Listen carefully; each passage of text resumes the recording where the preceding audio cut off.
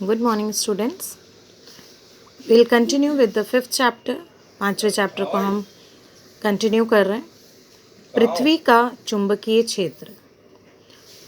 जैसा हम जानते हैं कि हमारी पृथ्वी भी एक तरह से चुंबक के तरीके से तौर पर निर्भर करती है। निम्नलिखित तथ्यों पर हम बात करते हैं। स्वतंत्रतापूर्वक लटकी चुंबकीय निम्नलिखित तथ्यों पर हम सबसे पहले बात करते हैं। स्वतंत्रतापूर्वक लटकी चुंबकीय सुई सदैव भूगोलिक उत्तर दक्षिण दिशा में ठहरती है।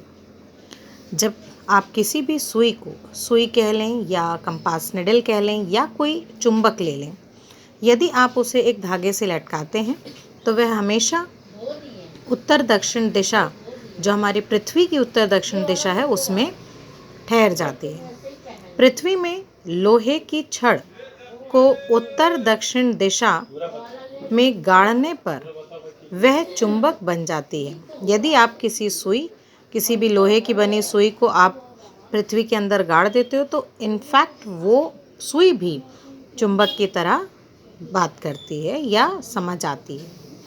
किसी चुंबक की क्षेत्र रेखाएं खींचने पर उदासीन बिंदु प्राप्त होता है। मतलब यदि आप कोई चुंबक आप लेते हो तो उसके ऊपर और नीचे तो आपको उत्तरी दक्षिण बल रेखाएं मिलेगी, पर जैसे जैसे आप बढ़ते जाओगे तो एक बिंदु ऐसी मिलेगी अक्ष पर जो आपकी उदासीन बिंदु होती है। वो उदासीन बिंदु उसे कहा जाता है जहाँ पर आपको किसी भी तरह का चुंबकीय क्षेत्रफल नहीं मिलता या कोई चुंबकीय प्रभाव नहीं मिलता।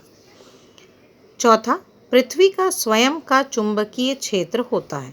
ये हम बहुत छोटी क्लासेस से जानते हैं कि पृथ्वी का खुद का अपना एक चुंबकीय क्षेत्र होता है, जिसे हम गुरुत्वाकर्षण भी कहते हैं।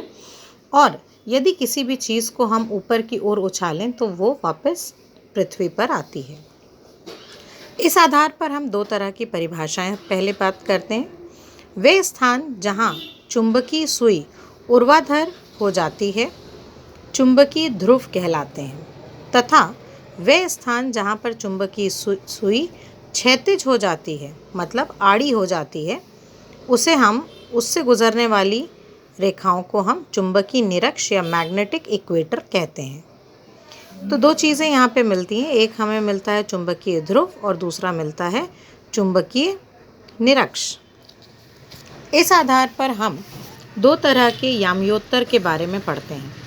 याम्योत्तर मतलब जिसे हम इंग्लिश में मेरिडियन कहते हैं। मेरिडियन का मतलब होता है ऐसी कुछ काल्पनिक रेखाएं जो उत्तर से दक्षिण या दक्षिण से उत्तर की ओर हमें ग्लोब में या हमारे पृथ्वी के चारों ओर हम आभासी तौर पर इसे मानते हैं।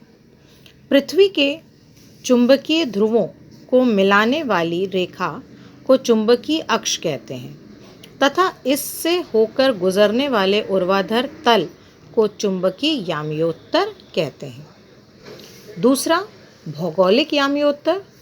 भौगोलिक उत्तर दक्षिण ध्रुवों को मिलाने वाली रेखा को भौगोलिक अक्ष कहते हैं तथा इससे गुजरने वाली जितनी भी बल रेखाएं होंगी उसे हम भौगोलिक याम्योत्तर कहते हैं। इस आधार पर हम दो तरह के कोण की बात करते हैं। सबसे पहले हम इस चित्र को समझते हैं, जिस चित्र में हमने एक तरफ क्षैतिज अक्ष पर एक मान रखा है और दूसरा हमारे ऊर्ध्वाधर अक्ष पर एक दूसरा मान रखा है। इसे हम वर्टिकल कंपोनेंट ऊर्ध्वाधर घटक कहते हैं और दूसरे को हम एच मतलब हॉरिजॉन्टल कंपोनेंट मतलब जिसे हम अपना क्षैतिज घटक कहते हैं। दिक्पात का कोण। किसी स्थान पर भौगोलिक याम्योत्तर और चुंबकीय याम्योत्तर के बीच न्यूनतम कोण को उस स्थान का दिक्पात का कोण या दिक्पात कहते हैं। यह हमारा क्षैतिज घटक है, यह हमारा ऊर्ध्वाधर घटक है। ऊपर हमें मिल रहा है भौगोलिक याम्योत्तर, नीचे की तरफ हमें मिल रहा है चुंबकीय याम्योत्तर। इन दोनों या आमयोत्तर के बीच में जो छोटा सा कोण जो 90 डिग्री से कम होगा उसे हम दिक्पात का कोण कहते हैं। दूसरा हम आते हैं नमन कोण या नति कोण। किसी स्थान पर पृथ्वी के परिणामी चुंबकीय क्षेत्र की दिशा तथा क्षैतिज के मध्य बने कोण को उस स्थान का नमन कोण कहते हैं। ये हमारा क्षैतिज पर घटक है, ये हमारा ऊर्ध्वाधर घटक है। इसके बीच में जो तीव्रता हमें चुंबकीय तीव्रता मिलेगी उसे हम I से दर्शा रहे हैं, और इनके बीच में जो कोण मिलता है उसे हम थीटा या नमन कोण या नति कोण कहते हैं। इस आधार पर पृथ्वी के चुंबक तत्व के अवयवों में V, H, I और थीटा में संबंध देखते हैं। ये हमारा क्षैतिज घटक है, ये हमारा ऊर्ध्वाधर घटक है, और ये हमारी है तीव्रता जिसे हम दर्शाते हैं I से। इनके बीच में हमें जो कोण मिलता है वो कोण थीटा कहलाता है। अब क्षैतिज घटक की यदि बात की जाए तो क्षैतिज घटक हमारे लिए H, I cos थीटा, ऊर्ध्वाधर घटक V, I sin theta. V बटे H करेंगे तो I sin थीटा बटे I cos थीटा मिलता है। I से I कैंसिल हो गया, बन गया हमारे लिए tan थीटा। मतलब यदि हम H को इधर लाएं तो V बराबर H tan थीटा। दोनों समीकरणों को यदि वर्ग करके जोड़ा जाए तो H square plus V square बराबर I square cos square theta plus I square sin square theta.